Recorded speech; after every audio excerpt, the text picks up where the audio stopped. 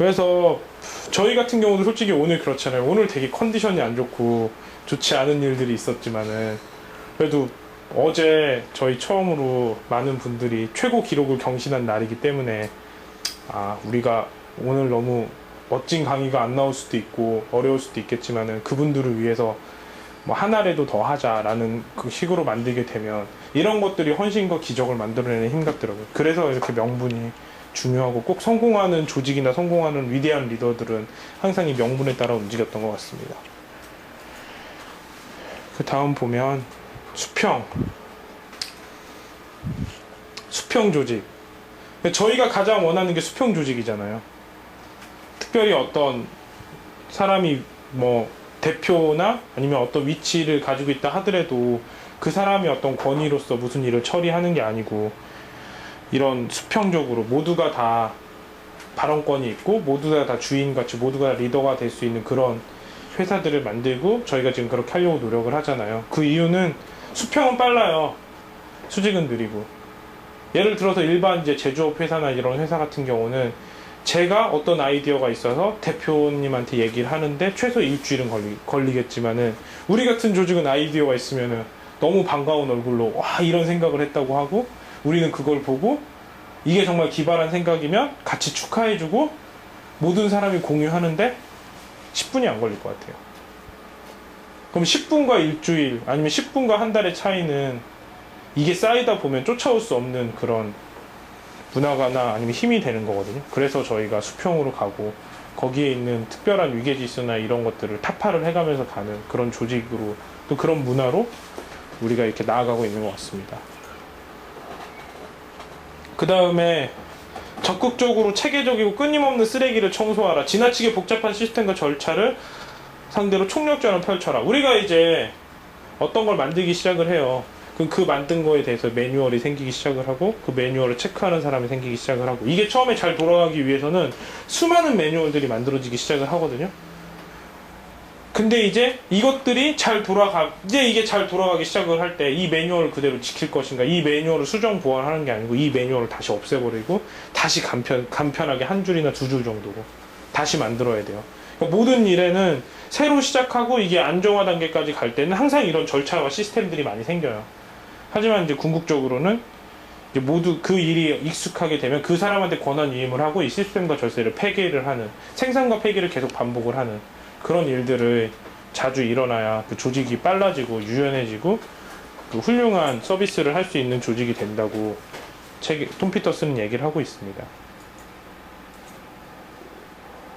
그 다음에 사람 냄새가 풍긴다. 그러니까 이런 조직은 어떻게 이루어지나 어떤 문화고 어떻게 살고 있나 이제 봤대요. 봤더니 이렇다고 하더라고요. 사람 냄새가 풍기는 지저분한 환경에 살면서 살찐 귀족에게 맞설 군대를 키워야 한다. 그게 뭐냐면 살찐 군대는 뭐냐면 그 옛날에 그 제가 자주 했던 그 폴란드 기마병이랑 독일 군대처럼 여기 지금 막 살찐 군대들의 사무실을 보면 되게 삐까번쩍하고 화려하고 뭐 여름은 시원하고 겨울은 따뜻하고 최고의 장비들로 이루어져 있어요. 그리고 거기에는 열정이 있는 게 아니고 출퇴근이 있고. 하지만 저희 같은 경우는 개인 공간인 집을 사무실처럼 이런 거 같은 경우도 접는 탁자고 뭐 침대 같은 경우도 접는 침대고 어떻게 보면 정말 게릴라 같이 살고 있잖아요. 하지만 우리는 이렇게 살면 어떤 게 강점이냐면 비용도 적게 들 뿐만 아니라 유연한 조직이 되잖아요. 빨리빨리 대처를 할 수 있고. 결국 이런 조직들이 또 이런 환경에 있는 회사들이 앞으로 큰 회사들을 물리친다는 이런 얘기들은 되게 많죠. 애플도 그랬고 델도 그랬고 마이크로소프트도 그랬고 모든 이제 큰 회사들은 이런 과정을 겪더라고요.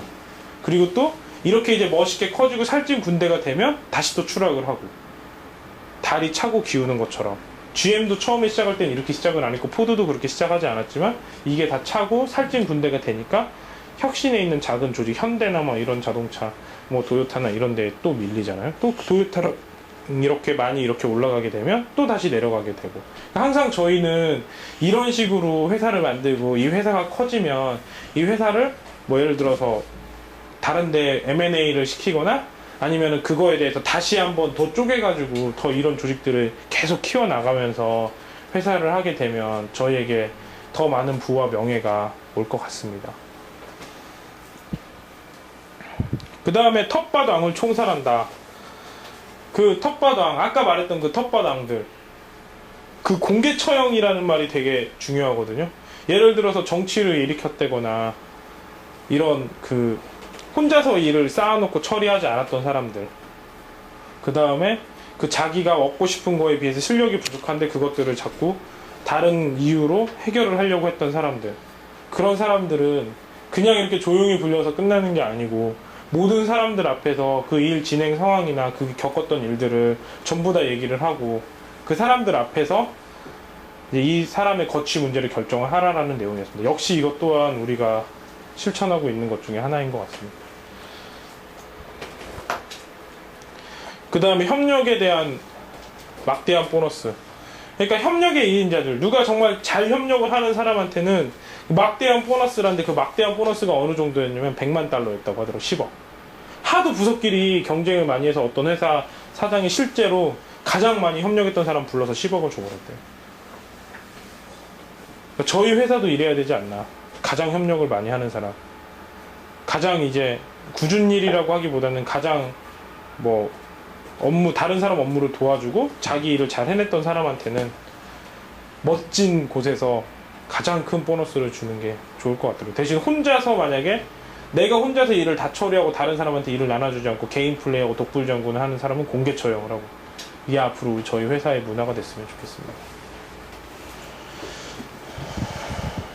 그 다음에 의자 빼앗기 놀이. 그 다음에 사람들이 하나의 일과 기능에 집착하지 않게 하라. 서로 일터를 바꿔보게 하라.